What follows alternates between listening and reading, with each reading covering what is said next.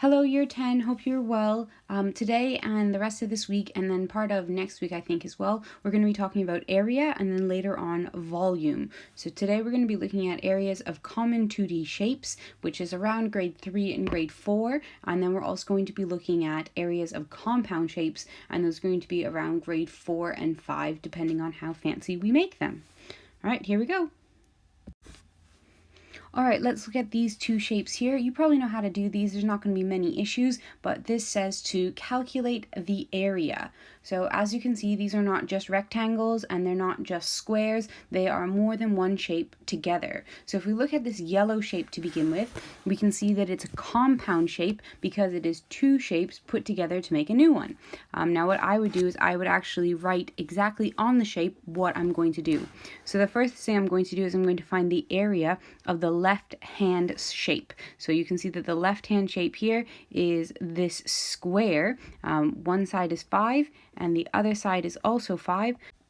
Multiplying those together, we get 5 times by 5, which is 25. We can also do the same thing for the slightly smaller square beside it, which is 2 by 2, and 2 times by 2 is 4. So this square here has an area of 25 centimeters squared, and this area here has an area of 4 centimeters squared. So altogether, the entire area of this yellow shape is going to be 25 plus 4, which is 29 centimeters squared, and it's centimeters squared because we're talking about area. So that one was nice and simple. Everything was broken up for us.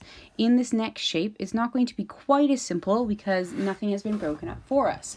Now, you might be doing this question with me at the same time, and you might do it completely different, and that's absolutely fine.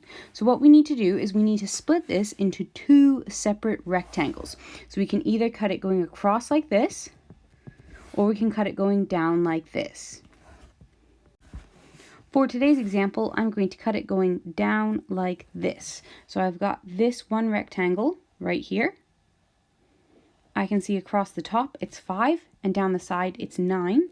So 5 times by 9. This rectangle is 45 centimeters squared. Beside it, I've got this other rectangle. I can see this side here is 2, but I'm not entirely sure how big this side is over here. So if we go back to our original rectangle, we can see that this side up here is 5 centimeters. So that must mean that this side down here is also 5 centimeters.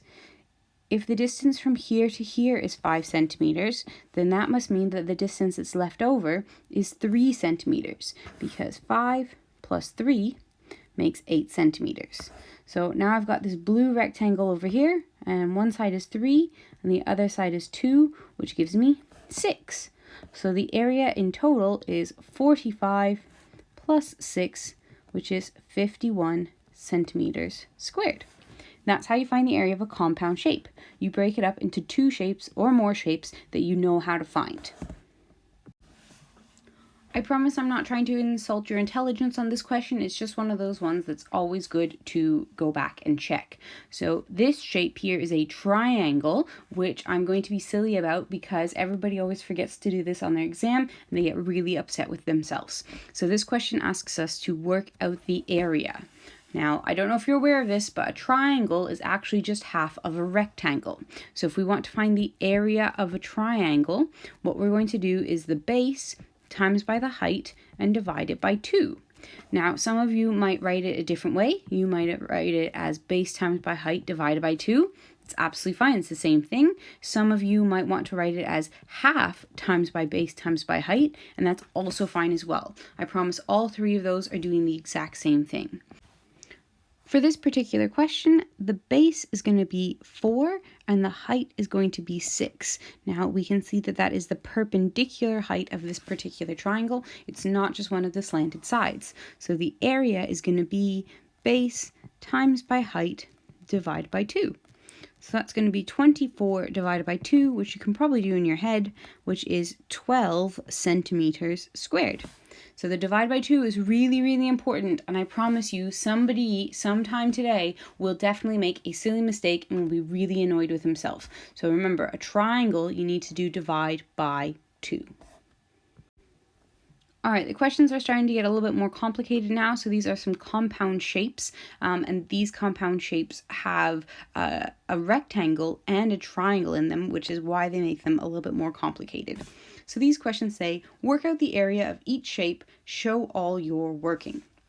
So in the blue shape on the left, I'm going to try to split it into two shapes. So I can see I've got this square over here, and I know it's a square because it's 5 and 5. So this area is going to be 25. And then I've got my triangle as well. And on my triangle, I can see that the base of the triangle is 12. No, it's not actually. That's a total lie. I can see that the base of the triangle is here in red, and the height of the triangle is 5. Now I need to try to figure out how big the base of the triangle actually is. Again, from the beginning of the question, I know that this side here is 5 meters. So I know that what must be left over is 7, because 12 take away 5 is 7. So the area of triangle B is going to be 5 times by 7 divided by 2, which is 35 divided by 2, which is 17.5. It is absolutely fine for you to have a decimal in your answer. It's not always going to happen that way, but that is all right. So the total area is going to be 25 plus 17.5, which is 42.5 meters squared. And that's how we find the area of a compound shape. We'll try this yellow one as well. It's the exact same idea. I'll just go through it even maybe a little bit more quickly. So on the bottom, I've got this rectangle. This rectangle is 4 times by 9, which is 36 meters squared. And then I've got this triangle. I can see that the height of the triangle is 3, and across the bottom, the base of the triangle is the same as the top of the rectangle, which is 4 meters. So the area of this triangle is going to be 3 times by 4 divided by 2. Which is 12 divided by 2, which is 6 meters squared. So that means in total the area must be 36 plus 6, which is 42 meters squared. Hopefully that makes sense. If it doesn't, maybe we can press pause and rewatch it, or you can also look for another video if these are completely rubbish. That is also fine too. So now might be a good time for you to pause the video, or maybe once I'm finished speaking for you to pause the video and write this one down. So in the old GCSE, a way long time ago, they used to give you the formula for finding the area of a trapezium on the front page of the exam. They don't give that to you anymore in the exam. You now have to memorize it before you get into the exam so that you can use it. So we're going to make sure that we write this down. Maybe it would be good if we could write it on the front of our exercise book, or if we don't have our exercise book with us, then in a really good piece of paper that we can not lose before we get to year 11. So the question is, how do you find the area of a trapezium? So here is a trapezium, and you can see that I've got the top of the shape labeled with the letter A, and I've got the bottom of the shape labeled with the letter B, and I've got the actual height of the shape labeled with the letter H. That's not a slanted side H or anything like that. That is actually how tall is this shape from the bottom all the way to the top. We don't want one of the slanted side. That's not going to be very helpful for us. So the formula for the area of a trapezium, which might be useful if you go and write down with a picture, is area is equal to, in brackets, A plus B, the top plus the bottom, times by the height divided by 2. So that is the order that I would do the question in if I was actually going to try to be doing it in my head. The other way that you can write this is you can write A plus B times by H, and then you can write the whole thing over 2. Or you can also write 1/2 times by A plus B times by H. Okay, it's absolutely your choice, but all three of those do exactly the same thing.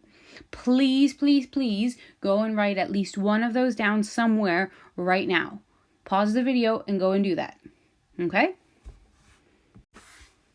So let's see if we can put that formula into use now. This question says, work out the area of this shape.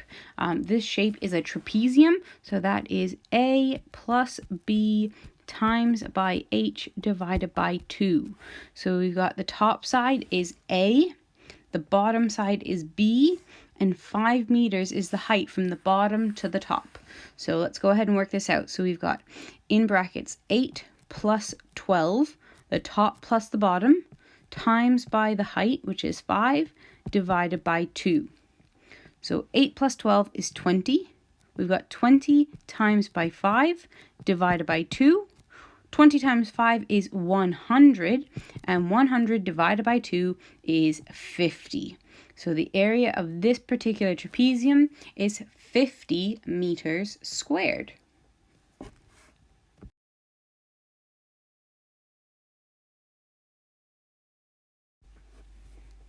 We can do the same thing, but make the question slightly more complicated by making it a compound shape. This is a compound shape because part of the shape is actually missing. It's got two shapes and one of them has been taken away. So work out the area of the shaded shape. So this is two trapeziums. Hopefully you can see them. You've got one trapezium, which is kind of like upside down, if you will. And then you've got the smaller trapezium, which is inside. So for the big trapezium, we've got the top plus the bottom times by the height divided by 2. So I'm just going to put that into my calculator because I'm being a little bit cheeky. So I've got 16 times by 8 divided by 2, which is 64. So the big area is 64 centimeters squared. And then I've got the smaller trapezium, which is inside here. So we're going to call that the small one. So the area of the small one is 3 plus 5 times by 4 divided by 2. So that gives us 8 times by 4, which is 32, divided by 2, which is 16.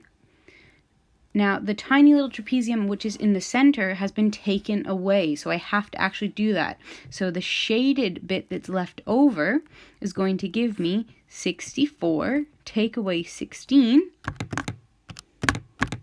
which is 48. 48 centimeters squared is the shaded area. Okay? How do you feel about finding the area of a circle? Do you remember to do that?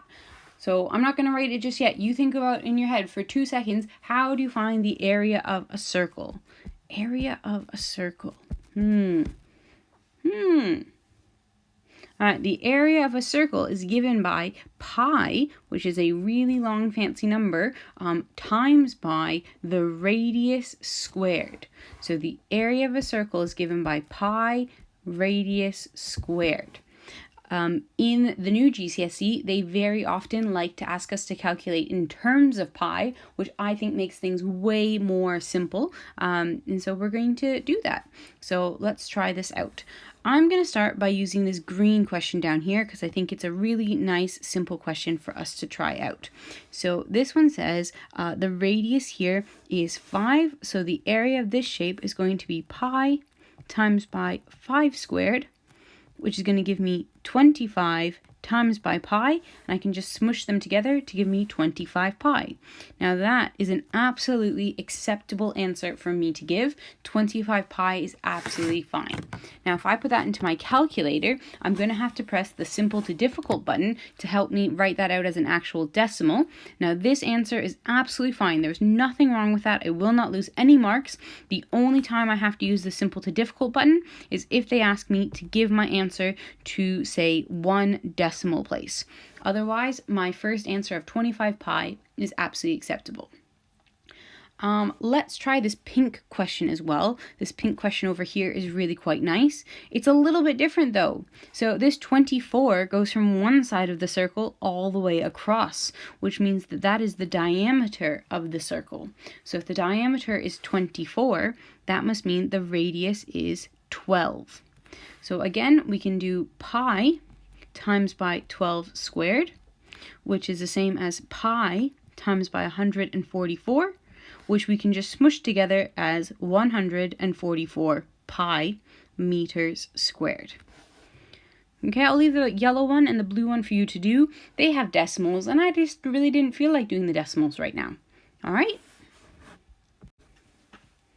All right, we've got another fairly fancy shape here. They want us to find this shaded green area. So you can see that there's 2 circles here, and it says that the big circle has a radius of 6 centimeters, and the little circle has a radius of 2 centimeters. So in order for us to find the shaded area, we're going to have to do the big circle minus the small circle. Now, I'm going to suggest that you do your calculations in terms of pi, because you can definitely do this with a calculator, so I'm going to show you how to do it without a calculator. So the big circle is going to be given by pi times by 6 squared. Pi times the radius squared. And then we're going to subtract off the smaller circle, which is pi times by that radius squared. So I can do both of those calculations in my head. I know that 6 squared is 36, and when I times that by pi, I get 36 pi. And I can do this other calculation as well. 2 squared is 4. 4 times by pi is 4 pi. Now, very similar to when I'm doing a bit of algebra, which we've just finished doing, if I had 36x take away 4x, I could work that out to be 32x. I'm going to do a very similar thing when I'm calculating with pi's as well. So 36 lots of pi minus 4 lots of pi is going to give me 32 pi. Now, because this is area, I'm measuring this in centimeters squared. Now, that is a perfectly acceptable answer. The only time I would do anything different is if the question asked me to give my answer to so many decimal places. I would use the simple to difficult button on my calculator, and I would get 100.53 centimeters squared. Okay, but in terms of pi is absolutely acceptable as well. Hopefully that made sense. That is nearly as difficult as it's going to get today. We just have a few more things to look at. All right, so these are questions that you typically would find on a GCSE exam. Sometimes they come up as multiple choice questions. Sometimes they come up as not multiple choice questions. They can come up on the higher paper or the foundation paper, and they can come up on the calculator or the non-calculator questions. So this circle on the right is a semicircle. It's half of a circle, and this circle on the left is a quarter of a circle. Let's go ahead and try to find the areas of them. So I'm going to try to find the area of the semicircle first because I think it would be easier. So remember, the area of a whole circle is pi r squared. So I've got this 20 here, which is the diameter, which must mean that the radius is 10. So if I want to find the area of the whole circle that went down here as well, okay, the area of the entire thing would be pi times by 10 squared. But I don't want the whole circle. I only want half of the circle. So what I'm going to do is I'm going to divide everything by 2 when I'm finished. So I'm going to end up with 100 pi divided by 2, which leaves me with a lovely answer of 50 pi. Now, this is going to be in centimeters squared, and then the question is completely finished because it says, give your answer in terms of pi. All right, similarly, for this quarter circle, you can see that this 6 that's here is already giving us the radius. So this question is actually even nicer. So we're going to do pi times by the radius squared, but this is a quarter of the circle, which is 1/4, 1 over 4. So we have to divide the whole answer by 4, which is going to give us 36 pi divided by 4. So 36 divided by 4, and that is going to give us 9 pi centimeters squared. All right, hopefully that's going okay. If it's not, we can rewatch that. You can send me an email. We'll try that again. I have one last thing for you to try today. All right, the last thing I want to talk to you about today is compound shapes that happen to have circles in them. So similar to before, we're just going to look and try to cut the shape into other shapes that we already know. So this particular shape here is a rectangle, which has a distance across one side, or a width of 12 and a length of 2. So this area is going to be very nicely 12 times by 2, which is 24. Now we've also got this semicircle on here. Now on the semicircle, we've got all this distance around here, and then this distance across here. Now from one side of this circle all the way across to the other is 12 centimeters, which must mean that that is the diameter, which also means that from the center of the circle going all the way out here must be 6. So the radius must be equal to 6. Now don't forget, this shape here is a semicircle. It's only half of a circle. So if we want to find the area of it, we can do pi times by the radius squared, but we have to remember to divide by 2, which gives us 36 pi divided by 2, which gives us 18 pi. So this area in here is 18 pi.